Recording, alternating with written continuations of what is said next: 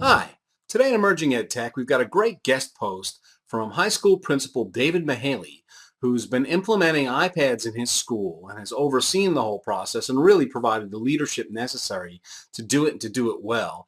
And he shares his insights with us, and it's a great example of how to do tech implementation in schools well and to really plan it out and be methodical and careful and apply best practices and approach it in such a way that you're preparing for some of the obstacles that you might have to overcome and being ready to overcome them. So let's take a closer look at the post.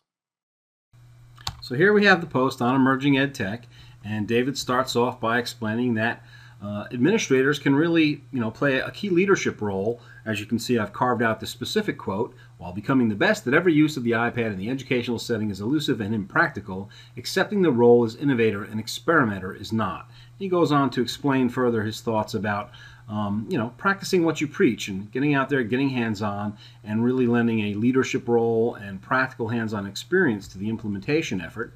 And he then goes on to explain further thoughts about how to do this in a best practices approach and doing things like sustaining staff development. Make sure that you're going into this knowing that you're going to need to provide appropriate professional development to staff to leverage this. Those of you who are regular readers of the site know that that's a commonly quoted and cited issue with technology implementations. In fact, in recent surveys, it's been the key thing that people are saying, this is what we need. This is what teachers need in order to be able to succeed with technology implementations.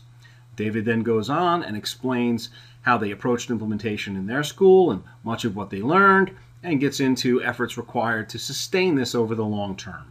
So there is so much to offer in the post. I hope you'll come on out, give it a read yourself, and don't hesitate to share your thoughts, your questions, your experiences, anything that you want that's relevant to the post in a comment. So that's it. Thanks a lot. Take care.